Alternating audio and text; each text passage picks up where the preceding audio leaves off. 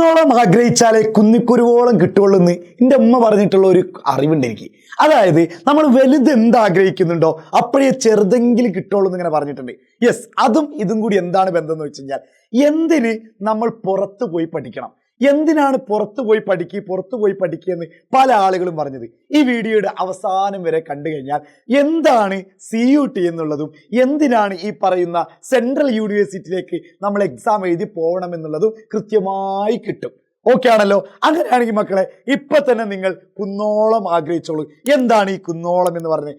ഇന്ത്യയിലെ number 1 university, ഇന്ത്യയിലെ number 1 central യൂണിവേഴ്സിറ്റിയിലെ കോളേജുകളിൽ പഠിച്ചിറങ്ങുമ്പോൾ നിങ്ങൾക്ക് കിട്ടുന്ന കുറച്ച് ബെനിഫിറ്റുകളുണ്ട്. എന്താണ് സാർ ആ ലാഭം? അതായത് ഞങ്ങൾക്ക് ഡിഗ്രി സർട്ടിഫിക്കറ്റ് എന്നല്ലേ കിട്ടുന്നത്, അതിപ്പോ ഞങ്ങളുടെ നാട്ടിൽ ബസ് കയറിയാലോ അല്ലെങ്കിൽ നടന്നു പോയാലോ അല്ലെങ്കിൽ ട്രെയിൻ കയറി പോയി കഴിഞ്ഞാലോ കിട്ടാവുന്ന സംഭവം തന്നെയല്ലേ അത്. പിന്നെ എന്തിനാണ് കേരളത്തിന്റെ പുറത്തൊക്കെ പോയി പഠിക്കേണ്ട ഒരു ആവശ്യമുണ്ടോ?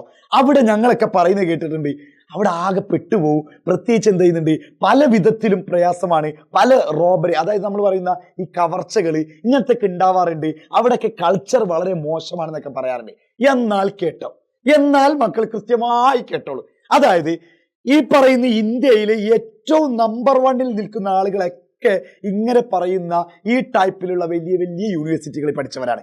ആരെടുത്ത് നോക്കി കഴിഞ്ഞാലും, മൻമോഹൻ സിംഗ് എടുത്ത് നോക്കി കഴിഞ്ഞാലും, അതായത് ടോപ്പ് ലെവലുള്ള എക്കണോമിസ്റ്റ് ആണല്ലോ, ഇവരൊക്കെ എന്താണ് വലിയ വലിയ ക്യാമ്പസിൽ പഠിച്ചതാണ്. അപ്പൊ വലിയ വലിയ ക്യാമ്പസുകൾ പഠിക്കുമ്പോൾ ഒന്നാമത്തെ മാറ്റം, ഒന്ന്, നമ്മൾ നമ്മുടെ നാട്ടിൻപുറത്ത് മാത്രം പഠിക്കുമ്പോൾ സഹദേ എന്ന് വിളിക്കുന്ന ഈ ചുറ്റുഭാഗമുള്ള കുറച്ച് ആൾക്കാരെ മാത്രം ഞാൻ പരിചയമുള്ളൂ. അതായത് അവരുടെ കൾച്ചറും എൻ്റെ കൾച്ചറൊക്കെ ഏകദേശം സെയിം ആയിരിക്കും, അവരുടെ ലൈഫ് സ്റ്റൈലും എൻ്റെ ലൈഫ് സ്റ്റൈലും ഏകദേശം സെയിം ആയിരിക്കും. അതിലപ്പുറം നമുക്ക് പറയാനുള്ള ഒരു കാര്യം എന്ന് പറഞ്ഞാൽ, അവരുടെ ആഗ്രഹവും എൻ്റെ ആഗ്രഹവും വളരെ ചെറുതായിരിക്കും. എനിക്ക് തോന്നുന്നത് നമ്മൾ പറയുന്ന സന്തോഷ് ജോർജ് കുളങ്ങര ഉണ്ടല്ലോ, നമ്മളെ സവാരി ഈ പറയുന്ന യാത്രകളൊക്കെ ഇഷ്ടപ്പെടുന്നത്. അപ്പൊ മൂപ്പര് പറയുന്ന ഒരു കാര്യമുണ്ട്, എവറസ്റ്റ് കൊടുമുടിയുടെ മുകളിൽ കയറി കാണുന്നതും എൻ്റെ നാടായിട്ടുള്ള ഏതോ നാട് പറയുന്നുണ്ട്, ആ നാട്ടിലിരുന്ന് കാണുന്ന സ്വപ്നങ്ങളും രണ്ടായിരിക്കും. മക്കളെ, ഞാൻ എൻ്റെ നാട്ടിലിരുന്ന് കാണുന്ന സ്വപ്നത്തിന് വലിപ്പം വളരെ കുറവായിരിക്കും. എന്നാൽ വലിയ വലിയ സ്ഥലങ്ങളിൽ പോയിട്ട് ചുറ്റുഭാഗവും വലിയ വലിയ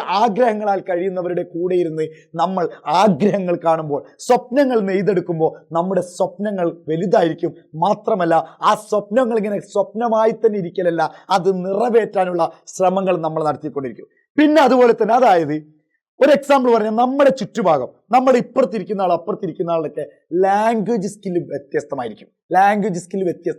ഹിന്ദി അറിയുന്നവരുണ്ടാവും, ഇംഗ്ലീഷ് അറിയുന്നവരുണ്ടാവും, പല ഡിഫറെന്റ് ടൈപ്സ് ഓഫ് ലാംഗ്വേജ് ആയിരിക്കും. എന്നാൽ നമ്മൾ നമ്മുടെ നാട്ടിൽ തന്നെ നിൽക്കുമ്പോൾ നമ്മൾ ആകെ പഠിക്കുന്ന ലാംഗ്വേജ് മലയാളം മാത്രമായിരിക്കും. മക്കളെ, ഏറ്റവും വലിയ ബെനിഫിറ്റ് ഞാൻ പറയുന്നത്, ഞാൻ മനസ്സിലാക്കിയത്, കേരളം വിട്ട് നിങ്ങൾ പഠിച്ചു കഴിഞ്ഞാൽ, അതും വലിയ വലിയ ക്യാമ്പസുകളിൽ, സെൻട്രൽ യൂണിവേഴ്സിറ്റി, ഇന്ത്യയിലെ ഏറ്റവും മികച്ച യൂണിവേഴ്സിറ്റികളിൽ നിങ്ങൾ പഠിച്ചിറങ്ങുമ്പോഴേക്കും നിങ്ങളുടെ ലാംഗ്വേജ് സ്കില്ല് നിങ്ങൾ വളരെ വളരെ ഇമ്പ്രൂവ് ആയിട്ടുണ്ടാവും. അത് വലിയൊരു ബെനിഫിറ്റാണ്. എവിടെയും നിങ്ങൾ പുറം രാജ്യങ്ങളിലേക്ക് നിങ്ങൾ ജോലിക്ക് നിങ്ങൾ അപ്ലൈ ചെയ്യുമ്പോൾ പലരും തലതാത്തി പോകുന്ന ഒരു കാര്യം ലാംഗ്വേജ് ഇല്ലാത്ത പ്രശ്നമാണ്. ഇംഗ്ലീഷ് വളരെ ബാക്കൗട്ടായ പ്രശ്നമാണ്. അത് നിങ്ങൾക്ക് മിക്കവാറും കരകയറും. ചിലപ്പോൾ നിങ്ങൾക്ക് ഗ്രാമറും കാര്യമൊക്കെ ചിലപ്പോൾ അറിയില്ല, പക്ഷെ നിങ്ങൾ കൃത്യമായിട്ട് കമ്മ്യൂണിക്കേറ്റ്.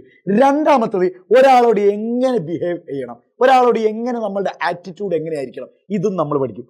പിന്നെ മോസ്റ്റ് ആയിട്ട് നമ്മൾ പഠിക്കാനുള്ളത് അല്ലെങ്കിൽ പറയാനുള്ള പ്രധാനപ്പെട്ട കാര്യം എന്ന് പറഞ്ഞാൽ, നമ്മൾ സ്വപ്നം കാണുന്നത് വലിയ വലിയ സിവിൽ സർവീസുകളായിരിക്കും. സിവിൽ സർവീസ് പോലെയുള്ള എക്സാമുകൾ മാത്രമായിരിക്കും നിങ്ങൾ സ്വപ്നം കാണുന്നത്. അതായത് ദ മദർ ഓഫ് എക്സാമിനേഷൻ എന്ന് പറയുന്നതാണ് ഈ IAS IPS ഒക്കെ അടങ്ങുന്ന സിവിൽ സർവീസ് എന്ന് പറയുന്നത്. നിങ്ങൾ ഈ ഇട്ടാവട്ടത്ത് പഠിക്കുമ്പോൾ നിങ്ങൾ കാണുന്ന സ്വപ്നം സിവിൽ സർവീസ് ആണെങ്കിൽ പോലും അതിലേക്ക് എത്തിപ്പെടാനുള്ള ദൂരം വളരെ കൂടുതലായിരിക്കും.